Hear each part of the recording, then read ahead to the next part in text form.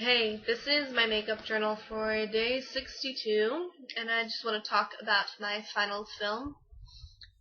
The project is called I Shoot the World. At this point, it's finished for CTFA. In the end, I had two versions.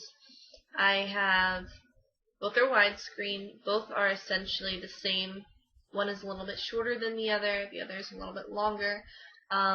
Edited similarly, but the shorter one, everything's kind of compacted a little bit more. I started off with the longer one. It's a silent film with just music.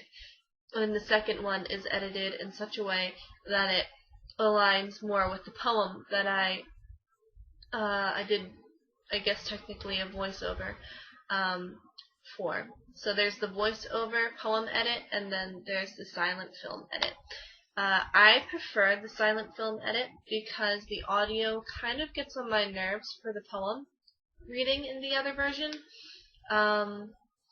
It's just a little bit, you have that background fuzz, which you really can't prevent too much unless you're in one of those like little recording things. I'm so intelligent.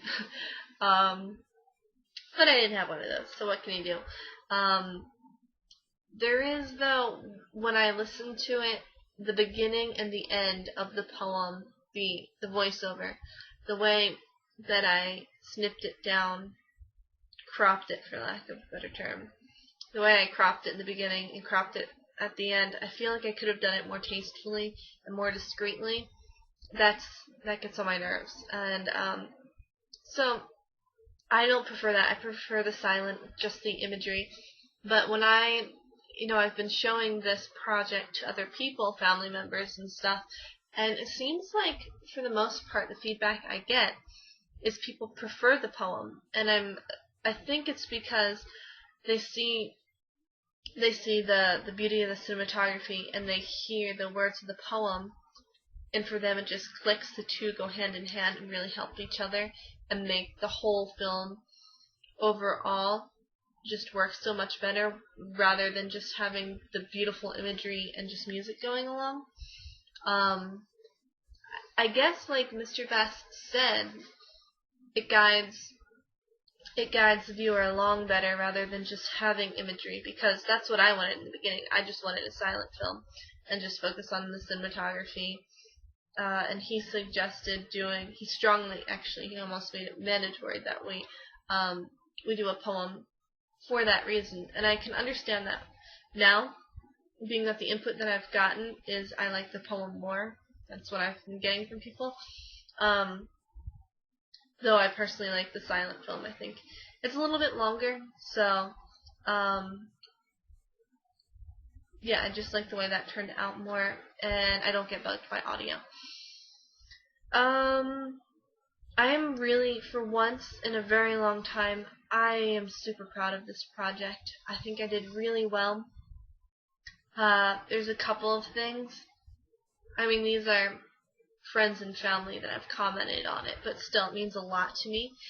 First of all, I drew my inspiration from, as I said before, Tree of Life and Beast of the Southern Wild. I love the cinematography in both of those films, and as a cinematographer, as an artist, I kind of think of that as my style between those two. And when my little brother watched my edit of I Shoot the World, he watched it and he said to me, that reminds me of Beast of the Southern Wild. It looks like that. And that was like, yes, because that's what I was going for. So, it's my little brother, and I don't want to follow in the shadows of a really good film. I want to kind of make my own path, of course, as an artist. But because that's what I was going for, and my little brother made that connection, that's awesome. That's what I was going for. So that was really encouraging. Also, my dad, when he watched it, he said to me when he finished watching it, he was like, "You want more.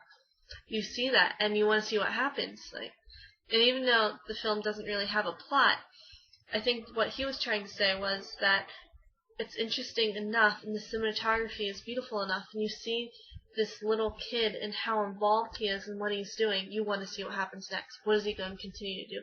What else are you going to see as the viewer? So when my dad said that, all I could say in response to him was like, "That's good. I'm glad you want more. I'm glad that I'm giving you that that taste and you want to experience more of what I'm giving to you as the filmmaker. So that's really cool to hear. I think thirdly and finally, what's also really encouraging is just my classmates. And even when I was still working on the rough draft, I did my first edit. There's some glitches going on. That was shown at the spring art show, and literally, when my film came on, everybody who was like watching the movies, everybody fell silent and watched it. And then because there was a glitch, it didn't upload correctly, and so my film cuts off abruptly, and you don't get to hear the end of the poem. And literally, I was in the room when that happened, and there was a group of people watching it. Everybody fell silent, intently watching my film. It stops abruptly. They don't get to hear the rest of the poem, and everybody goes, and gasps. And they're like, then what happens? Like, everybody asked me, how does it end? What does he say? And so I got to tell them the rest of the poem. And I literally, there was a gasp in the room. And then once my film ended, everybody left the room. So I'm glad that as a cinematographer, I can make people stop. I'm getting my excited voice. You can make people stop because you're producing beauty. And that is so cool. It's such a cool feeling when you reach that people stop and stare, because that is day 62. Reflections on my completed final project, I Shoot the World.